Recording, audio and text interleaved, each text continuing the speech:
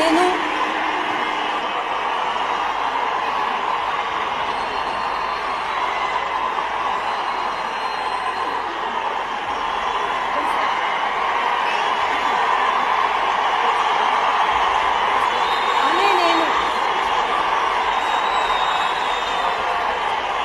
ధనసరి అనసూయ సీతక్క అనే నేను 2023 తెలంగాణ అసెంబ్లీ ఎన్నికల్లో ప్రజలు కాంగ్రెస్ పార్టీకి అధికారాన్నిచ్చారు.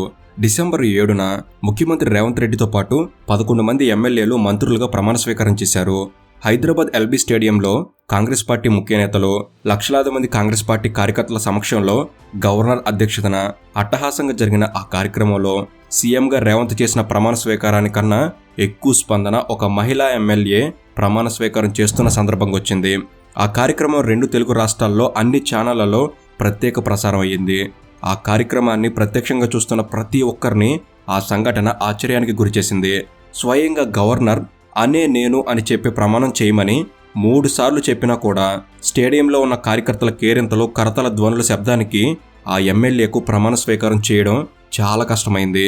ఓ సాధారణ ఆదివాసీ మహిళా ఎమ్మెల్యేకి ప్రజల నుంచి వచ్చిన అసాధారణ స్పందన ఇది. అంతలా ప్రజల అభిమానాన్ని సొంతం చేసుకున్న ఆ మహిళా మంత్రి సీతక్క, ధనసరి సీతక్క.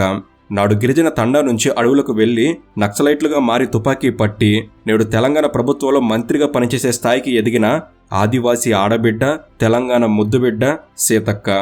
ఈ వీడియోలో సీతక్క గురించిన ఎన్నో విషయాలను మీకు తెలపబోతున్నాను. అసలు సీతక్క ఎవరు?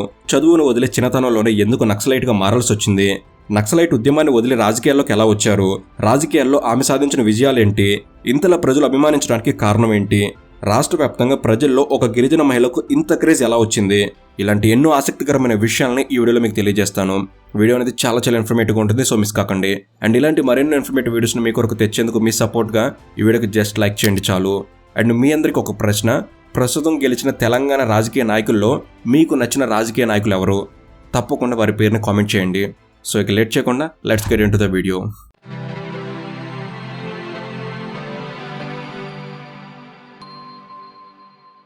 ధనసరి అనసూయ అంటే ఎవరికి తెలియకపోవచ్చు, కానీ సీతక్క అంటే మాత్రం చాలా మందికి పరిచయం ఉన్న పేరు. సీతక్క 1971 జూలై 9న ఉమ్మడి వరంగల్ జిల్లా ములుగు మండలం జగ్గన్నపేట గ్రామంలో సమ్మక్క సమ్మయ్య దంపతులకు జన్మించారు. ప్రస్తుతం వీరి వయసు 52 సంవత్సరాలు. ఈమెకు ఒక అన్నయ్య కూడా ఉన్నారు. ఆయన పేరు సాంబయ్య. సీతక్క పుట్టిన ప్రాంతం అంతా అడవులు, ఆదివాసీలు, అన్నలు అంటే నక్సలైట్లు ఎక్కువగా ఉండే ప్రాంతం. ములుగు అనేది రాష్ట్రంలో చాలా వెనుకబడిన ప్రాంతాల్లో ఒకటి. అక్కడ ఆదివాసీలు, గిరిజనులు ఎక్కువగా ఉంటారు. ఇప్పటికీ ములుగు జిల్లా నక్సల్ ప్రభావిత ప్రాంతమే. కాబట్టి అర్థం చేసుకోవచ్చు 1970లో ఆ ప్రాంతంలో నక్సలైట్ ఉద్యమం ఏ స్థాయిలో ఉండేదో. ఆ రోజుల్లో గిరిజనులకు, ఆదివాసులకు ఏదైనా సమస్య వస్తే ఎక్కువగా నక్సలైట్లను ఆశ్రయించేవారు. దాంతో ఆదివాసీ గ్రామాల్లో నక్సల్స్ ప్రభావం బాగా ఉండేది. గిరిజనుల్లో, ఆదివాసుల్లో ఉన్న వెనకబాటుతనం వల్ల వారిని పోలీసులు, ప్రభుత్వం ఎక్కువగా గౌరవించేవారు కాదు. దాంతో ఆదివాసీలు, గిరిజనులు త్వరగా నక్సలైట్ ఉద్యమానికి ఆకర్షితులయ్యేవారు. అలా ముందు నుంచి ఆదివాసీలు నక్సలైట్ ఉద్యమం పట్ల సానుభూతితో ఉండేవారు. అలా సీతక్క వాళ్ళ అన్నయ్య పీపుల్స్ వార్ ఉద్యమంలో చేరి నక్సలైట్గా మారడం జరిగింది. ఇక సీతక్క చిన్నప్పటి నుంచి నక్సలైట్ ఉద్యమం పట్ల సానుకూలంగా వ్యవహరించేది. ఆదివాసీల సమస్యలు తీర్చకపోగా నక్సలైట్లకు ఆదివాసులు సహకరిస్తున్నారు అని పోలీసులు ఆదివాసీ గ్రామాల మీద, ప్రజల మీద కేసులు పెట్టడం, అరెస్టులు చేయడం చేసేవారు. ఇవన్నీ సీతక్క చిన్నప్పటి నుంచి గమనిస్తూ ఉండేది. దాంతో అప్పటి పోలీసులు, ప్రభుత్వం వారి ప్రాంతాలలోని అమాయకులైన ఆదివాసీల పట్ల వ్యవహరిస్తున్న తీరు ఆమెకు నచ్చక నక్సలైట్ల వైపుకు తన దృష్టి మళ్లింది. నక్సలైట్లు ఆదివాసీ గ్రామాల్లో సమస్యలకు పరిష్కారాలు చూపించడం మాత్రమే కాదు, అక్కడి పదునైన ప్రసంగాలతో, పాటలతో ప్రజల్లో చైతన్యం నింపే ప్రయత్నాలు చేసేవారు. తప్పులను ప్రశ్నించడం నేర్పేవారు, అన్యాయాన్ని ఎదిరించడం నేర్పేవారు. అలా ప్రజల్ని ఆకట్టుకునేవారు. సీతక్క కూడా చిన్నతనం నుంచి ఇవన్నీ చూస్తూ పెరిగింది. అంతేకాకుండా సీతక్క మేనమామ కూడా దళంలోనే కమాండర్గా పనిచేసేవాడు. దాంతో సీతక్కలో తెలియకుండానే నక్సలైట్ ఉద్యమం పట్ల ఆసక్తి ఏర్పడింది. సీతక్క చిన్నప్పటి నుంచి తన క్లాస్లో లీడర్గా వ్యవహరించేది. ములుగు ప్రభుత్వ ట్రైబల్ వెల్ఫేర్ హాస్టల్లో ఉంటూ చదువుకుంది. హాస్టల్లో సరైన ఆహారం పెట్టట్లేదు అని తోటి విద్యార్థులతో హాస్టల్ వార్డెన్నే ప్రశ్నించింది. అప్పట్లో విద్యార్థులకు 10 రూపాయల స్కాలర్షిప్ ఇచ్చేవారు. ఆ స్కాలర్షిప్ డబ్బుల కోసం కూడా ఆమె తోటి విద్యార్థులతో కలిసి పోరాడింది. ములుగు, ఏటూరు, నాగార ప్రాంతం అంతా గోదావరి పరివాహక ప్రాంతం. దాంతో 1986లో గోదావరి వరదలు వచ్చినప్పుడు సీతక్క విద్యార్థి దశలోనే చందాలు వసూలు చేసి ఆ ప్రాంత ప్రజలకు సహాయం చేసింది. అలా చిన్నప్పటి నుంచే పోరాటాలను, ప్రశ్నించడాలను, కష్టాల్లో ఉన్నవారికి సహాయం చేయడాన్ని సీతక్క అలవాటు చేసుకుంది. సీతక్క తన 10వ తరగతిలో హిందీ సబ్జెక్టులో ఫెయిల్ అయింది. అయితే అదే సమయంలో సీతక్క అన్నయ్యను పోలీసులు ఎన్కౌంటర్ చేసి చంపడంతో 10వ తరగతి పూర్తి కాకుండానే తన 14వ ఏట అంటే 1986వ సంవత్సరంలో పీపుల్స్ వార్ ఉద్యమంలో చేరి తాను కూడా నక్సలైట్గా మారింది. తన మేనమామ శ్రీరాములు అంటే సీతక్కకి ఇష్టం ఉండేది. అందుకే మేనమామ మీద ఇష్టంతో ఆయన దళంలోనే చేరింది. సీతక్క దళంలో చేరిన కొన్ని రోజుల్లోనే పోలీసులు ఈ దళం మొత్తాన్ని అరెస్ట్ చేసి జైల్లో పెట్టారు. దాంతో జైలు నుంచి 10వ తరగతి హిందీ పరీక్ష రాసి పాస్ అయింది. అలా మొత్తానికి సీతక్క 10వ తరగతి పాస్ అయ్యారు. మళ్ళీ జైలు నుంచి విడుదలయ్యి నక్సలైట్ ఉద్యమంలో మహిళా నక్సలైట్గా చురుకైన పాత్ర పోషించారు. దళంలో చేరిన కొన్నాళ్లకు తన మేనమామ శ్రీరాముల్ని అడవిలోనే నక్సలైట్గా ఉన్నప్పుడే సీతక్క వివాహం చేసుకున్నారు. శ్రీరాముల్ని వివాహం చేసుకున్న తర్వాత అనసూయ అనే పేరుని సీతక్క అని మార్చుకున్నారు. అలా అప్పటి నుంచి దళంలో ఆమెను సీతక్క అని పిలిచేవారు. ఇక దళంలో చురుగ్గా వ్యవహరించడంతో సీతక్కకు దళ కమాండర్గా పనిచేసే అవకాశం కూడా వచ్చింది. అయితే అడవిలో ఉన్నప్పుడే సీతక్కకు అబ్బాయి పుట్టాడు. ఆ బాబుకి ప్రతిఘటన అనే పేరు పెట్టారు. తర్వాత ప్రతిఘటన అనే పేరుని ధనసరి సూర్యగా మార్చారు. కానీ చిన్నపిల్లలతో దళంలో పనిచేయడం కష్టమని సీతక్క తన బిడ్డని 2 నెలల వయసులోనే తెలిసిన వాళ్ళింట్లో వదిలేసి మళ్ళీ అడవిలోకి వెళ్ళిపోవడం జరిగింది. నక్సలైట్లు పెళ్లిళ్ళు చేసుకున్నా కూడా సాంప్రదాయాలను దేవుళ్లను నమ్మరు. దాంతో సీతక్కకు శ్రీరాములకి మధ్య బాబు పుట్టిన కొన్ని రోజుల్లోనే మనస్పర్ధలొచ్చాయి. సీతక్క శ్రీరాములు దళంలోనే పనిచేస్తూ ఉండడంతో శ్రీరాములతో సీతక్కకు మనస్పర్ధలు రావడంతో సీతక్క దళంలో ఉండలేకపోయింది. సరిగ్గా అదే సమయంలో అప్పటి ముఖ్యమంత్రి ఎన్టీ రామారావు గారు నక్సలైట్లను జనజీవన స్రవంతిలోకి తెచ్చే ప్రయత్నాలు చేశారు. ఎవరైనా నక్సలైట్లు ఉద్యమాన్ని వదిలి ప్రజల్లోకి వస్తే వారి మీద కేసులు లేకుండా వారికి ప్రభుత్వమే ఉపాధి కల్పించేలా చర్యలు తీసుకున్నారు. దానిని అప్పట్లో క్షమాభిక్ష పథకం అనేవారు. దాంతో సీతక్క క్షమాభిక్ష పథకంలో నక్సలైట్ ఉద్యమాన్ని 1997లో 11 సంవత్సరాల నక్సల్ జీవితాన్ని వదిలి పోలీసులకు లొంగిపోవడం జరిగింది. ఇలా లొంగిపోయిన తర్వాత ప్రభుత్వం ఇంటిగ్రేటెడ్ ట్రైబల్ డెవలప్మెంట్ ఏజెన్సీ అనగా ITDAలో సోషల్ వర్కర్గా ఉద్యోగాన్ని సీతక్కకి ఇచ్చింది. అప్పట్లో సీతక్కకు 3,500 రూపాయల జీతం వచ్చేది. ITDAలో ఉద్యోగం చేస్తున్నప్పుడు మారుమూల ఆదివాసీ గ్రామాలను సందర్శించడం, అక్కడ ప్రజలకు కావలసిన మందులు, ఆహారం, బట్టలు లాంటి కనీస వసతుల్ని ITDA తరపున అందించడం లాంటివి సీతక్క చేస్తూ ఉండేది. అలా ములుగు, ఏటూరి, నాగారం చుట్టుపక్కల ప్రాంతాల ప్రజల్లో సీతక్కకు మంచి గుర్తింపు వచ్చింది. ఇలా ఉద్యోగం చేస్తూనే మరోవైపు చదువును కూడా కొనసాగించారు. ఇంటర్మీడియట్ పూర్తి చేశారు. సీతక్క చిన్నప్పటి నుంచి ప్రశ్నించడం, పోరాటాలు చేయడం అలవాటు చేసుకోవడం వల్ల లా చదువు మీద ఆసక్తి కలిగింది. దాంతో ఉద్యోగం చేస్తూనే LLB కంప్లీట్ చేశారు. సీతక్క చేస్తున్న సామాజిక సేవ, ప్రజల్లో ఉన్న గుర్తింపు ఇవన్నీ అప్పటి ముఖ్యమంత్రి చంద్రబాబు నాయుడు గారిని బాగా ఆకర్షించాయి. ములుగు నియోజకవర్గం అనేది ST రిజర్వ్డ్ నియోజకవర్గం కావడంతో 1999లో తెలుగుదేశం అభ్యర్థిగా అజ్మీరా చందూలాల్ తెలుగుదేశం పార్టీ నుంచి పోటీ చేశాడు. కానీ అజ్మీరా చందూలాల్ లంబాడీ సామాజిక వర్గానికి చెందిన వ్యక్తి కావడంతో ములుగు, ఎటునాగారం పరిసర ప్రాంతాలు ఎక్కువగా కోయి తెగకు చెందిన ప్రజలు ఉండటంతో 1999 ఎన్నికల్లో కాంగ్రెస్ పార్టీ నుంచి పోటీ చేసిన కోయి సామాజిక వర్గానికి చెందిన పొందెం వీరయ్య అజ్మీరా చందూలాల్ మీద విజయం సాధించాడు. దాంతో 2004 ఎన్నికల్లో తెలుగుదేశం పార్టీ ములుగు నియోజకవర్గంలో గెలవాలి అంటే కోయ సామాజిక వర్గానికి చెందిన వ్యక్తిని మాత్రమే పోటీలో ఉంచాలి అని చంద్రబాబు నాయుడు గారు భావించారు. దాంతో 2004లో టీడీపీ నుంచి పోటీ చేయడానికి ఒక కోయ సామాజిక వర్గానికి చెందిన వ్యక్తి టీడీపీకి కావాల్సి వచ్చింది. సీతక్క కోయ సామాజిక వర్గానికి చెందిన వ్యక్తి కావడంతో చంద్రబాబు గారు ములుగు, ఏటూరు, నాగారం ప్రాంతాల్లో సీతక్క పార్టీకి ఉపయోగపడుతుందని భావించారు. దాంతో సీతక్కను 2003లో తెలుగుదేశం పార్టీలో చేరాల్సిందిగా ఆహ్వానించారు. సీతక్క కూడా ప్రజాసేవ మీద ఇష్టం, ఆసక్తి ఉండటంతో రాజకీయాల్లోకి వస్తే ఇంకా ఎక్కువ ప్రజాసేవ చేయవచ్చని భావించారు. దాంతో చంద్రబాబు గారి ఆహ్వానం మేరకు 2003లో టీడీపీలో చేరడం జరిగింది. అలా 2003లో చంద్రబాబు గారి ప్రోత్సాహంతో సీతక్క రాజకీయ ప్రస్థానం ప్రారంభించారు. ఇలా రాజకీయాల్లోకి వచ్చిన సంవత్సరంలోనే ఎన్నికలొచ్చాయి. అలా 2004 ఎన్నికల్లో టీడీపీ నుంచి ములుగు ఎమ్మెల్యే అభ్యర్థిగా పోటీ చేసే అవకాశం వచ్చింది. కానీ ఎన్నికల్లో కాంగ్రెస్ పార్టీ అభ్యర్థి పొందెం వీరయ్య చేతిలో 14,000 ఓట్ల తేడాతో సీతక్క ఓడిపోయారు. కానీ పోటీ చేసిన తొలి ఎన్నికల్లోనే సీతక్క 41,000 ఓట్లు సాధించారు.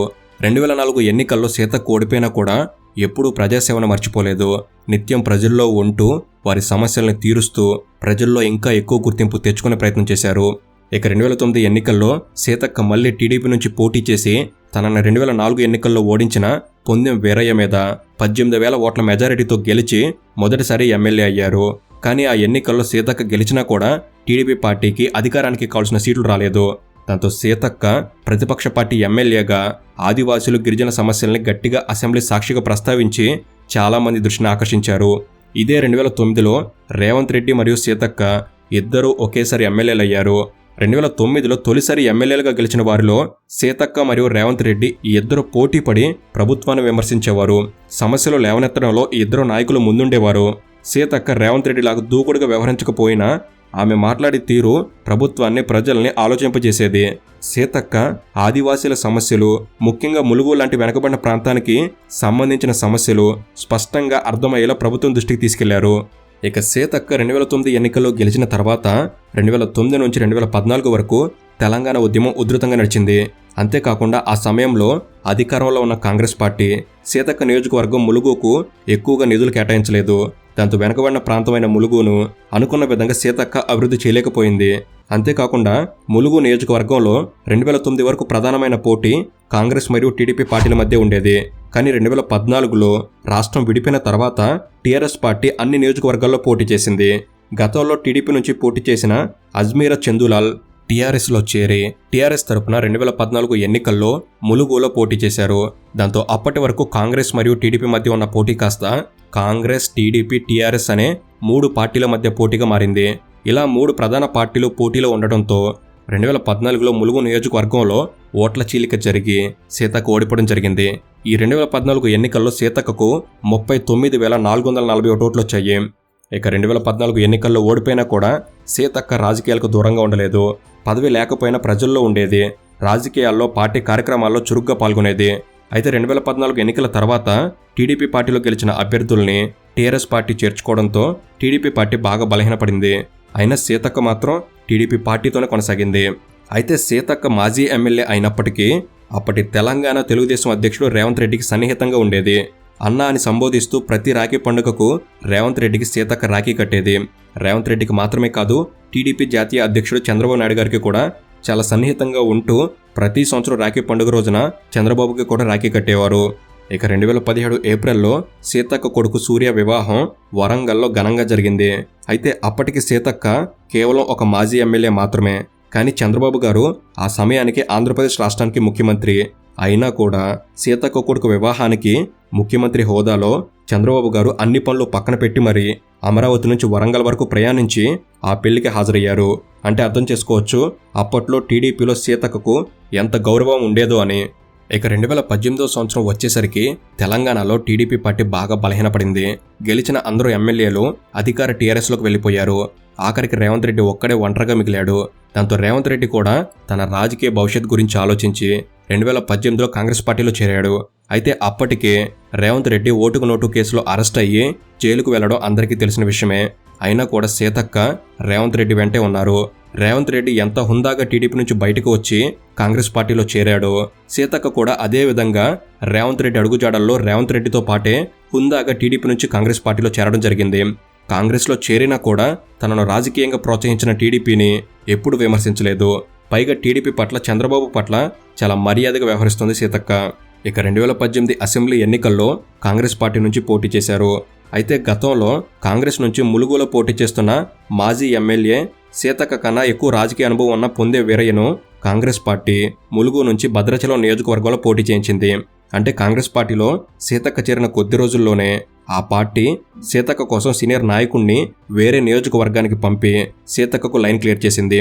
దాంతో 2018 ఎన్నికల్లో సీతక్క 88,971 ఓట్లు సాధించి 22,671 ఓట్ల మెజారిటీతో ఏకంగా తెలంగాణ రాష్ట్ర గిరిజన సంక్షేమ శాఖ మంత్రి చందులాల్ని ఓడించారు.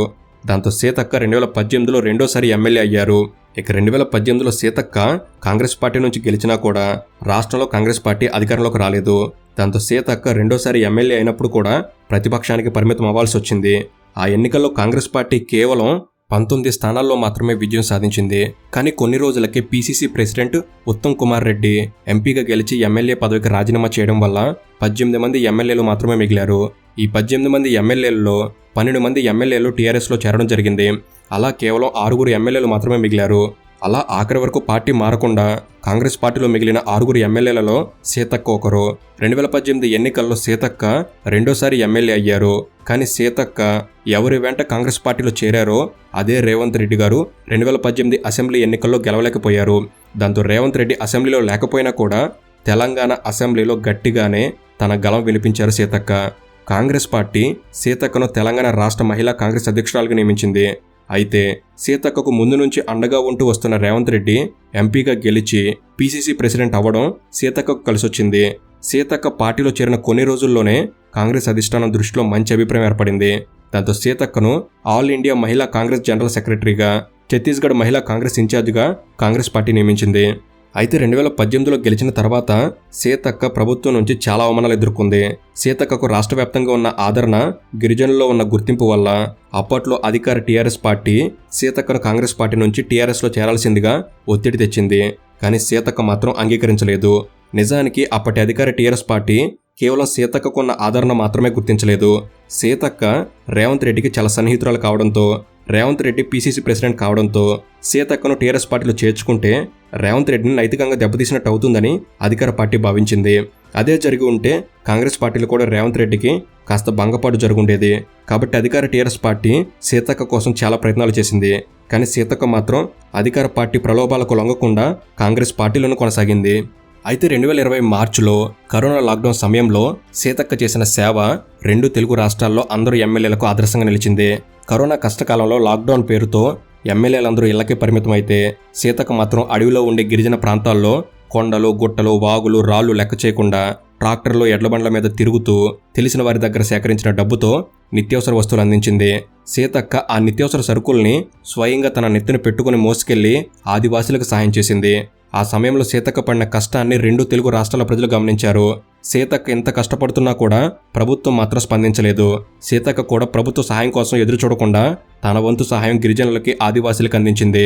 నిజానికి సీతక్క కరోనా సమయంలో మాత్రమే కాదు, తెలంగాణలో ప్రతి 2 సంవత్సరాలకు ఒకసారి ఘనంగా సమ్మక్క సారక్క జాతర జరిగే మేడారం, ములుగు నియోజకవర్గం పరిధిలోకి వస్తుంది. సమ్మక్క సారక్క జాతర అంటే ఆదివాసీలకు మాత్రమే చెందింది కాదు, మొత్తం తెలంగాణ సంస్కృతిలోనే ఆ జాతరకు ప్రత్యేకమైన స్థానం ఉంది. లక్షలాది మంది జాతరకు తరలి వస్తారు. కుంభమేళా కన్నా ఎక్కువ సంఖ్యలో భక్తులు జాతర సమయంలో మేడారం వస్తారు. కాబట్టి సీతక్క ఈ జాతర సమయంలో ప్రత్యక్షంగా ఒక సామాన్య మహిళలాగా పనిచేస్తూ అక్కడి ప్రజలకు సహాయం చేస్తుంది. సీతక్క స్థానిక ఎమ్మెల్యే అని హంగు, ఆర్భాటం, దర్పం, గర్వం చూపించకుండా ఒక మామూలు మహిళగా ప్రవర్తించడం వల్ల ఆమెకు ప్రజల్లో మరింత గౌరవాన్ని తెచ్చిపెట్టింది. సీతక్కకు 4 నెలల క్రితమే చాలా పెద్ద కష్టం వచ్చింది. కంటతడి పెట్టి మరి ప్రభుత్వాన్ని సహాయం చేయమని కోరింది. 2023 జూలై నెలలో ఒక్కసారిగా మేడారంలో జంపన్న వాగుకు వరద పోటెత్తింది. దాంతో జంపన్న వాగు చుట్టుపక్కల గ్రామాలని నీటిలో ముంచేసింది. ఎంతలా అంటే చరిత్రలో ఎప్పుడూ జంపన్న వాగు పొంగి మేడారంలో సమ్మక్క సారక్క గద్దెల వరకు నీళ్ళు రాలేదు. కానీ 2023 జూలైలో సమ్మక్క సారక్క గద్దెల నుంచి 2 కిలోమీటర్ల దూరంలో ఉన్న జంపన్న వాగు పొంగి ఆ నీరు మేడారంలో సమ్మక్క సారక్క గద్దెలను కూడా ముంచేసింది. అంటే అర్థం చేసుకోవచ్చు ఆ వరదలు ఎంత భయంకరమైనవో అని. రాత్రికి రాత్రి మేడారం, దాని చుట్టుపక్కల ప్రాంతాలు మునిగిపోయాయి. ప్రజల వాహనాలు, పశువులు, దుకాణాలు, నిత్యావసర వస్తువులు ఇలా ప్రతిదీ నీళ్ళలో కొట్టుకుపోయాయి. రోడ్లు, వంతెనలు, కల్వర్టర్లు, విద్యుత్ స్తంభాలు, ట్రాన్స్ఫార్మర్లు పూర్తిగా ధ్వంసమయ్యాయి. అక్కడ జరిగిన ఘోర విపత్తు గురించి రాష్ట్ర వ్యాప్తంగా మాట్లాడుకున్నారు. స్థానిక ఎమ్మెల్యేగా సీతక్క నిస్సహాయ స్థితిలో కంటతడి పెట్టి మరీ ప్రభుత్వాన్ని సహాయం చేయమని కోరింది. అదేవిధంగా సీతక్క తనకు తెలిసిన కొందరు ఎన్ఆర్ఐలను సహాయం చేయమని కోరి వారి ద్వారా నిత్యావసర వస్తువులు, దుప్పట్లు, బట్టలు పంపిణీ చేసి మరి మరోసారి ప్రభుత్వ సహాయం కన్నా సీతక్క చేసిన సహాయం అందరికీ గుర్తుండేలా చేసింది. ఇక 2023 ఎన్నికలు వచ్చేసరికి అధికార పార్టీ ప్రతిష్టాత్మకంగా భావించిన నియోజకవర్గాల్లో ములుగు కూడా ఒకటి. ఎందుకంటే ప్రజల్లో బలమైన మద్దతు, కాంగ్రెస్ పార్టీలో మంచి సముచిత స్థానం, అది కాక గతంలో ఎన్ని ప్రలోభాలకు గురిచేసినా సీతక్క పార్టీ మారకపోవడం, ఇవన్నీ సీతక్కను అప్పటి అధికార బీఆర్ఎస్ పార్టీ టార్గెట్ చేసేలా చేశాయి. దాంతో అధికార పార్టీ అన్ని రకాలుగా పక్కా ప్రణాళికలు సిద్ధం చేసింది. ములుగు ప్రాంతంలో నక్సలైట్ల పట్ల సానుభూతి ఉండటంతో మాజీ నక్సలైట్ అయిన సీతక్క మీద పోటీకి అప్పటి అధికార బీఆర్ఎస్ పార్టీ నక్సలైట్ ప్రభాకర్ కూతురు బడే నాగజ్యోతిని బరిలో దింపింది. స్వయంగా ముఖ్యమంత్రి వచ్చి సభ నిర్వహించి ప్రచారం చేసినా కూడా 2023 ఎన్నికల్లో సీతక్క 1,02,267 ఓట్లు సాధించి అధికార పార్టీ అభ్యర్థిపై 33,700 ఓట్ల తేడాతో విజయం సాధించింది. అలా మూడోసారి ఎమ్మెల్యే అయ్యింది. 2023 ఎన్నికల్లో కాంగ్రెస్ పార్టీ అధికారంలోకి రావడంతో తనకు ఆత్మీయుడైన రేవంత్ రెడ్డి కేబినెట్లో తెలంగాణ రాష్ట్ర Panchayati Raj and rural development శాఖ మంత్రిగా బాధ్యతలు నిర్వర్తించే స్థాయికి చేరుకుంది. ఇక్కడ ఒక విషయం చెప్పుకోవాలి. గతంలో రాజశేఖర్ రెడ్డి పాదయాత్ర చేయాలనుకున్నప్పుడు కాంగ్రెస్ పార్టీలో తన చెల్లిగా భావించే సబితా ఇంద్రారెడ్డి నియోజకవర్గం మహేశ్వరం నుంచి పాదయాత్రను మొదలుపెట్టి 2009 ఎన్నికల్లో విజయం సాధించి ముఖ్యమంత్రి అవడం జరిగింది. అదేవిధంగా రేవంత్ రెడ్డి కూడా తన చెల్లిగా భావించే సీతక్క నియోజకవర్గం ములుగు నుంచి తన పాదయాత్ర మొదలుపెట్టి ఆయన కూడా ముఖ్యమంత్రి అవడం జరిగింది. రేవంత్ రెడ్డి మాత్రమే కాదు 2023 ఎన్నికలప్పుడు రాహుల్ గాంధీ కూడా ప్రచారాన్ని ములుగు నియోజకవర్గం నుంచే ప్రారంభించాడు. అలా సీతక్క కాంగ్రెస్ పార్టీలో లక్కీ లేడీ అనే పేరును కూడా సంపాదించుకుంది. అలా ఓ సామాన్య ఆదివాసీ మహిళ పోరాడటం, ప్రశ్నించటం, సహాయం చేయడం అనే లక్షణాలు పుణికిపుచ్చుకొని తుపాకీ పట్టి అడవుల్లో నక్సలైట్గా బ్రతికి తిరిగి మనిషిగా మారి రాష్ట్ర రాజకీయాల్లో రాణిస్తూ అధికార పార్టీ ప్రలోభాలను లెక్క చేయకుండా ప్రతిపక్షంలో ఉండి తానేంటో నిరూపించుకొని అధికారం దక్కేదాకా ఆగి ఆఖరికి మంత్రిగా మారిన మాజీ నక్సలైట్ కథే ఈ సీతక్క కథ. సో ఇది ఫ్రెండ్స్, ఈ వీడియో అనేది మీరు సీతక్క గురించిన కొన్ని విషయాలు తెలుసుకోవడంలో ఎంతో కొంత ఉపయోగపడిందని భావిస్తున్నాను. ఈ వీడియో కనుక మీకు నచ్చినట్లయితే జస్ట్ లైక్ చేయండి చాలు. ఇలాంటి మరిన్నో ఇన్ఫర్మేటివ్ వీడియోస్ ఇక్కడ నుంచి రాబోతున్నాయి. వాటిని మీరు కూడా పొందేందుకు తప్పకుండా మన తెలుగు నాలెడ్జ్ని సబ్స్క్రైబ్ చేసుకుని బెల్ని ఆల్లో పెట్టుకోగలరని మనవి. Thank you for watching. Have a good day.